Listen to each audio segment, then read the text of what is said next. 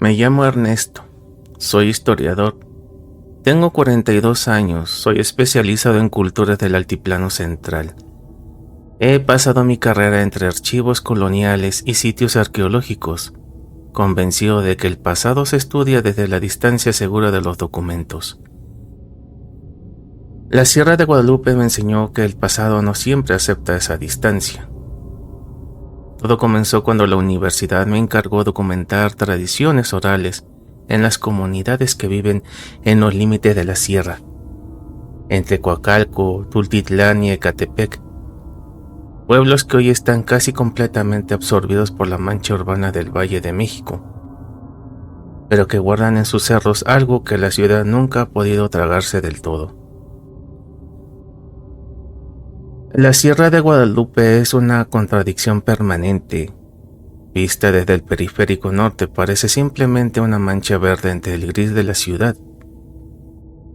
Pero por dentro, entre sus cañadas y sus cimas, hay algo que el asfalto y las antenas de telefonía no han borrado. Llegué un lunes de octubre. El aire de la sierra olía diferente al valle, más frío, con algo de tierra húmeda y ocote, que no correspondían a los municipios industriales que lo rodeaba por todos lados. El primer anciano que entrevisté, don Macario, de Tultitlán, me recibió con un café de olla y una mirada larga. Vine a preguntar por los nahuales, me dijo. Entre otras cosas, sí. Entonces ya sabe que están aquí. Vengo a documentar las creencias. No son creencias, me interrumpió tranquilamente. Son vecinos. Don Macario habló durante 3 horas esa primera tarde. Me contó que la Sierra de Guadalupe había sido territorio sagrado mucho antes de que existiera Tenochtitlan. Las culturas que habitaron el Valle de México, antes de los mexicas, consideraban esa cadena de cerros como un lugar de tránsito entre el mundo de los vivos y algo más. No exactamente el inframundo, sino un espacio intermedio sin nombre preciso en español. Los cerros principales de la sierra, el Picacho, el Tepozán, el Silcuayo, cada uno tenía su guardián. No dioses, no exactamente. Seres más antiguos que los dioses del panteón mexica, que habían estado ahí antes de que llegaran los primeros humanos al valle y que seguían ahí ahora, rodeados de Coacalco y Ecatepec y sus millones de habitantes completamente ignorados por la ciudad que los cercaba. ¿Nahuales?, pregunté. Los más viejos, dijo don Macario. Los que ya no recuerdan haber sido humanos porque llevan tanto tiempo en la forma de animal que la forma humana se les olvidó. Esos son los peligrosos, no porque quieran hacer daño necesariamente, sino porque ya no piensan como personas. Y siguen activos, ahora con toda la ciudad encima. Don Macario me miró con algo que podría haber sido paciencia, o podría haber sido lástima. La ciudad no les importa, dijo. Para ellos la ciudad no lleva ni un suspiro de existir. Ellos llevan siglos. El tercer día subí al Cerro Picacho, el punto más alto de la sierra con sus pocos más de 2.700 metros. La subida empieza en los límites de Tultitlán, donde las últimas calles pavimentadas terminan abruptamente y el cerro comienza con una brusquedad que parece deliberada, como una frontera que alguien trazó con intención. Subí por la mañana con una grabadora y mi libreta. La vereda estaba bien marcada en los primeros tramos, frecuentada por senderistas de los municipios cercanos, pero a partir de cierta altura la vegetación se cerraba y los visitantes escaseaban. A media ladera encontré algo que no esperaba, una pequeña ofrenda junto al camino, flores de cempasúchil, copal a medio quemar, una figura de barro tosca en forma de animal que no identifiqué de inmediato. Reciente de esa misma semana según el estado de las flores. La fotografié y seguí subiendo. En la cima del Valle de México se extendía en todas direcciones una mancha gris e interminable de ciudad, hasta donde alcanzaba la vista. Ecatepec al oriente, Tlalnepantla al sur, Coacalco al norte, millones de personas viviendo literalmente al pie de este cerro, sin saber, o sin querer saber, lo que había en él. Mientras bajaba a la altura donde había encontrado la ofrenda, noté que la figura de barro había sido movida. Ahora miraba en dirección contraria, o como estaba cuando subí. No había nadie más en el sendero. En Ecatepec, en una colonia que llega hasta el mismo pie de la sierra, encontré a doña Fermina, 79 años, nacida ahí, con una memoria que guardaba capas del lugar que los mapas modernos no registraban. Me recibió en su patio con vistas directas al cerro Cilcuayo.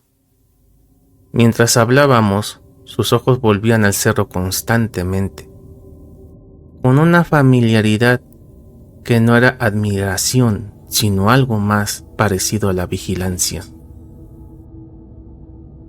Me contó sobre el nahual del Cilcuayo. Lo llamaba simplemente el viejo del cerro, igual que en otras tradiciones de la sierra poblana. Como si los nahuales más antiguos hubieran perdido sus nombres propios y quedado solo como referencias geográficas. Mi abuela lo vio una vez, dijo, bajando por la cañada de noche. Dijo que era grande como un caballo, pero caminaba en 4 patas, con movimientos que no eran de ningún animal que ella conociera. Y que cuando lo vio se detuvo y la miró durante un tiempo largo con ojos que eran ojos de persona. ¿Qué hizo su abuela? No corrió, me dijo, que supo instintivamente que correr sería el error. Se quedó quieta hasta que él siguió su camino. ¿Y después? Doña Fermina me miró. Después mi abuela tuvo sueños durante meses. Siempre el mismo, que subía al Cilcuayo y encontraba algo en la cima que no podía describir al despertar. Solo recordaba que en el sueño no tenía miedo y que eso era lo más extraño de todo. Esa noche, desde mi hotel en Tultitlán, miré los cerros oscuros de la sierra recordados contra el resplandor anaranjado de la ciudad. Y pensé en cuántos millones de personas dormían a su sombra sin saber nada de lo que guardaban. El 5.º día, pasé la mañana en el archivo municipal de Tlalnepantla, revisando documentos coloniales que nadie había consultado en décadas, según el estado de polvo. Encontré algo que no buscaba. Era un expediente de 1743, un reporte de un cura doctrinero sobre actividades supersticiosas en las comunidades del pie de la sierra. El lenguaje era de la época, condenatorio y asustado al mismo tiempo, pero entre las líneas del discurso religioso había información etnográfica involuntaria que valía oro. El cura describía a un grupo de ancianos de la comunidad que subían regularmente al cerro Tepozán a realizar abominables ritos en torno a una piedra grabada en la cima. Lo que me detuvo fue la descripción de lo que el cura afirmaba haber visto desde lejos durante uno de esos ritos. Decía haber visto a uno de los ancianos transformarse. Sus palabras exactas en el español colonial del documento describían a un hombre que se doblaba sobre sí mismo, mientras los demás rezaban, que cuando se incorporaba ya no era completamente un hombre, que lo que quedó en pie tenía la cabeza y las manos del anciano, pero el cuerpo y las extremidades de algo que el cura no podía nombrar. El cura había mandado soldados al cerro al día siguiente. No encontraron nada. La piedra grabada que describía, sin embargo, seguía ahí. La había visto yo mismo 3 días antes subiendo el Picacho. La misma piedra, la misma ofrenda de cempasúchil. 280 años después. La noche del 6º día, tuve el sueño. Estaba en la cañada entre el cerro Tepozán y el cerro Cilcuayo, en el corazón de la sierra. Era de noche, pero noche diferente, sin el resplandor naranja de la ciudad que normalmente ilumina la sierra desde abajo. Una oscuridad completa que no existe en ningún punto real de la Sierra de Guadalupe, porque la ciudad nunca apaga todas sus luces. En el sueño, esa oscuridad era la oscuridad original, la de antes de que hubiera ciudad, la de que antes hubiera valle habitado. Caminaba hacia el Tepozán, sin haber decidido hacerlo. Y mientras caminaba, sentía que el cerro me observaba, no como un lugar observa, sino como algo dentro del cerro que usaba al cerro entero como cuerpo para orientarse hacia mí. En la cima había una figura, sentada sobre la piedra grabada, que había visto en el archivo y en el sendero. No podía distinguir bien su forma. Caminaba mientras la miraba, humana un momento y otra cosa el siguiente. Pero sus ojos no cambiaban, fijos en mí, completamente humanos, completamente viejos. Me habló sin sonido, con una comprensión directa que apareció en mi mente. Llevas 5 días leyendo sobre mí. Era tiempo de que hablaras conmigo. Me desperté, con el corazón desbocado, las 3 de la mañana. Desde la ventana del hotel, los cerros de la sierra eran sombras oscuras contra el cielo naranja de la ciudad. La cima del Tepozán, o donde yo calculaba que estaba la cima, había una luz pequeña y quieta que no correspondía a ninguna antena que yo recordara haber visto ahí. Se apagó mientras miraba. Volví con don Macario a la mañana siguiente y le conté el sueño. Me escuchó con los codos sobre la mesa y las manos juntas frente a su boca, en ese gesto de quien procesa información importante. Cuando terminé, se levantó, fue a un cuarto interior y volvió con algo envuelto en tela.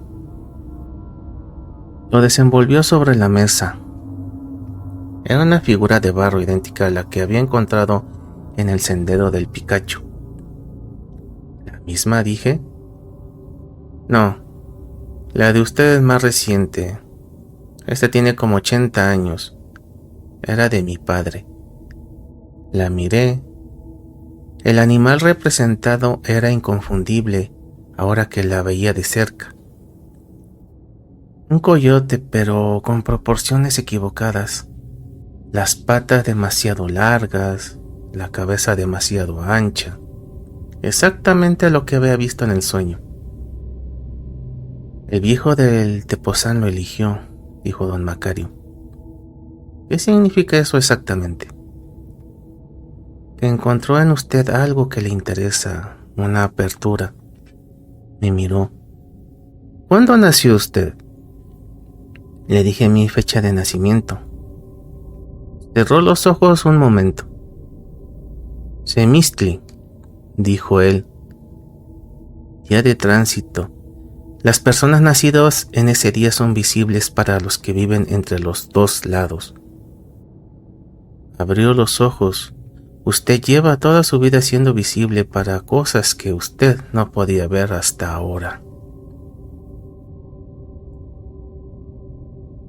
El octavo día seguí con una indicación de don Macario y entré a la sierra por un acceso en los límites de Coacalco, una cañada estrecha entre el Tepozán y el Cilcuello, que los senderistas locales evitaban sin dar razones precisas cuando le preguntaban. Entré a mediodía para tener luz suficiente. La cañada era húmeda y fría, una vegetación más densa que en los senderos principales. El sonido de la ciudad desaparecía rápidamente a medida que avanzaba, absorbido por los árboles y las paredes de roca. A unos 40 minutos de caminata, el sendero desapareció. Seguí por instinto entre la vegetación y llegué a un claro pequeño, que no parecía ningún mapa que hubiera consultado. En el centro del claro había una piedra plana con grabados, no la misma del Picacho, diferente, más grande, con símbolos que reconocí parcialmente como relacionados con el calendario ritual. Y alrededor de la piedra dispuestas un círculo. Había figuras de barro, docenas de ellas, todas con la misma forma del coyote de proporciones imposibles. Algunas eran claramente antiguas, otras parecían recientes de esa misma temporada. Alguien seguía viniendo aquí regularmente, sin que la ciudad que rodeaba la sierra por todos lados lo interrumpiera. Saqué mi grabadora y mi cámara. Documenté todo con la precisión metódica que me había dado 15 años de trabajo de campo.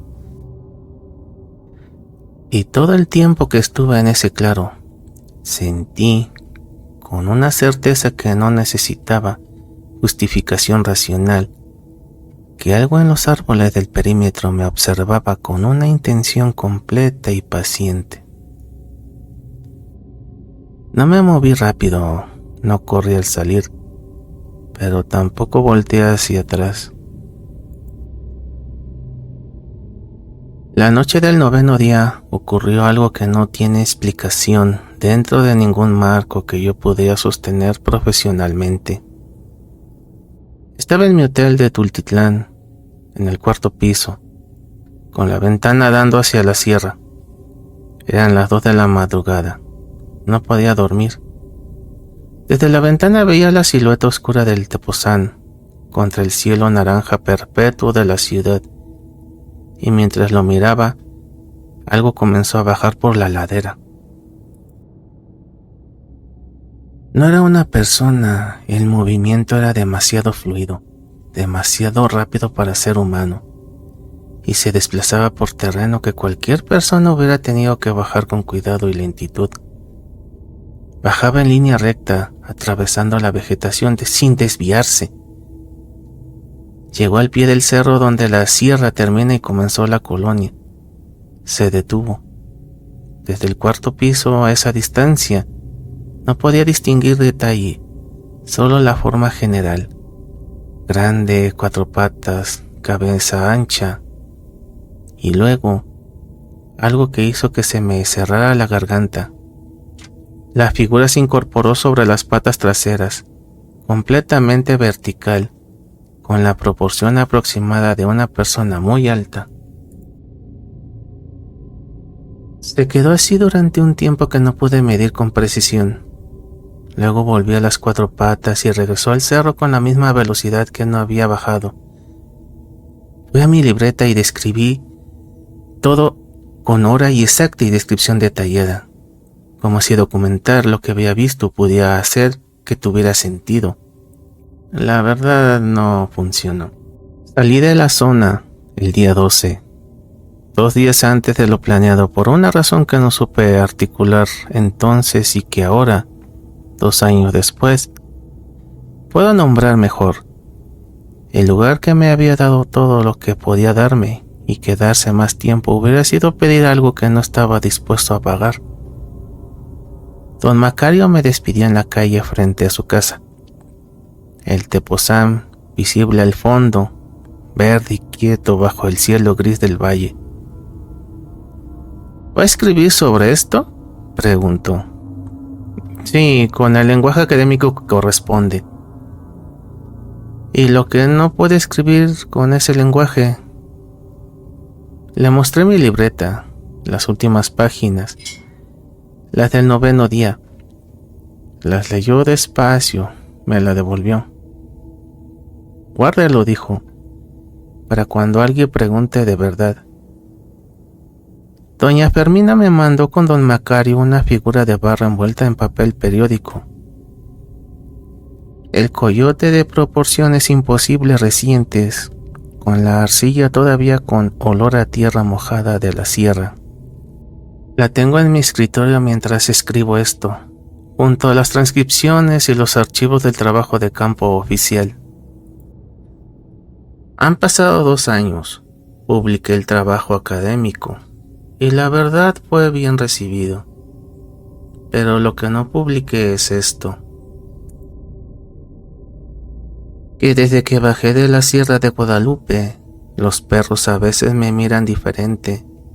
Que hay noches en que desde mi departamento en la ciudad puedo oler ocote y tierra fría sin ninguna razón. Que cuando manejo por el periférico norte y los cerros de la sierra aparecen a mi derecha, siento que algo entre esos cerros me reconoce al pasar. No con amenaza, con la paciencia de algo que sabe que la ciudad que lo rodea no durará tanto como él, y que yo, como todos los que han tenido el sueño del Tepozán, ya soy parte de lo que recuerda para siempre.